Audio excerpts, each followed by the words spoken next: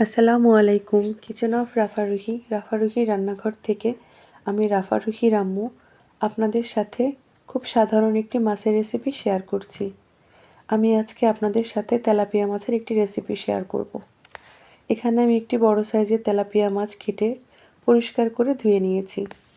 মাছটাকে আমি সব সুন্দর করে লবণ হলুদ মেখে নিচ্ছি। এপিট ওপিট করে মাছগুলোর সাথে আমি ভালোভাবে লবণ হলুদ মাখিয়ে নিচ্ছি। যখন মাছগুলোর সাথে লবণ হলুদ ভালোভাবে মাখানো হয়ে যাবে সেই পর্যায়ে আমি একটি গ্যাসের চুলায় কড়াই দিয়ে দিয়েছি। কড়াইয়ের তেল যখন পর্যাপ্ত গরম হয়ে গেছে সেই পর্যায়ে আমি তাতে দিয়ে দেব হলুদ লবণ মাখানো মাছের পিসগুলো। আপনারা কি জানেন তেলাপিয়া মাছকে কেন জান্নাতি মাছ বলা হয়? জান্নাত থেকে দুইটা নদী পৃথিবীতে এসেছে, এক দাজলা ফোরাত, দুই নীলনদ। নীলনদ এবং দাজলা ফোরাতে প্রচুর পরিমাণে তেলাপিয়া মাছ পাওয়া যায়, এজন্য তেলাপিয়া মাছকে জান্নাতি মাছ বলা হয়ে থাকে। মাছগুলোকে আমি উল্টে পাল্টে খুব ভালোভাবে ভেজে নিচ্ছি। মাছগুলো আমি মিডিয়াম টু লো হিটে ভেজে নিচ্ছি।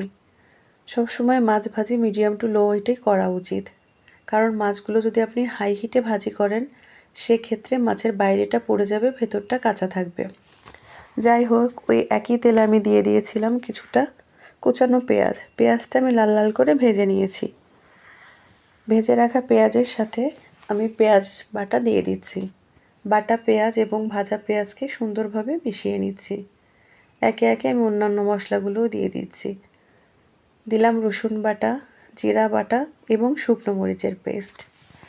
ঝালটা যার যার টেস্ট ওয়াইজ, কেউ বেশি ঝাল খেতে পছন্দ করলে আরও বেশি দিতে পারেন, আর কেউ যদি শুকনো মরিচ স্কিপ করতে চান সেটাও পারেন। আমিও কিছুটা কাঁচামরিচ ইউজ করব, তাই শুকনো মরিচটা আমি একটু কম দিয়েছি। এবার মশলাগুলোকে আমি ভালো করে নেড়ে চেড়ে কষিয়ে নিচ্ছি।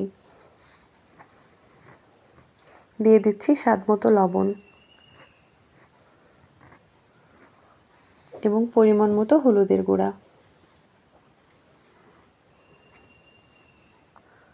মশলাগুলোকে খুব ভালোভাবে কষিয়ে নিতে হবে। মশলাগুলো কষাতে কষাতে যখন মশলা থেকে কিছুটা তেল ছেড়ে দিবে সেই পর্যায়ে আমি দিয়ে দেব অল্প পরিমাণ পানি।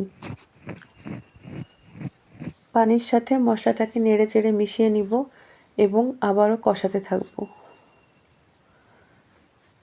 দেখতে পাচ্ছেন মশলাটা আমার কষানো হয়ে গেছে এবং এখন মাছের সঙ্গে আমি মশলাটাকে ভালোভাবে কষিয়ে নিব। মাছগুলোকে আমি উল্টে পাল্টে মশলার সঙ্গে ভালোভাবে মিশিয়ে নিচ্ছি। এই তো আমার মাছগুলো কষানো হয়ে গেছে। এই পর্যায়ে আমি দিয়ে দিব পানি। যেহেতু মাছটা আগে থেকেই ভেজে নিয়েছি তাই খুব একটা বেশি পানি লাগবে না। আপনারা যদি ঝোল বেশি খেতে পছন্দ করেন সেই ওয়াইজ পানি দিবেন। আমি অল্প ঝোল রাখবো তাই সেই মতো পানি দিয়ে দিয়েছি। মাছটাকে আমি ঢেকে দিলাম। ঢাকনা খুলে মাছটাকে নেড়ে চেড়ে দিচ্ছি।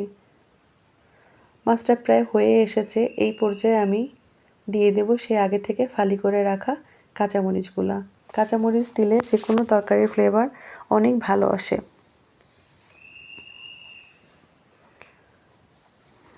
এবার আমি মাছটাকে আবারও ঢেকে দিচ্ছি। এবার ঢাকনা খুলে দেখে নিব আমার তরকারিটা হয়ে গেছে কিনা। এই তো আমার তরকারিটা প্রায় হয়ে এসেছে। এখন আমি গ্যাসটা অফ করে দিব, কারণ ঠান্ডা হওয়ার পরে আরও বেশ কিছুটা ঝোল কমে যাবে।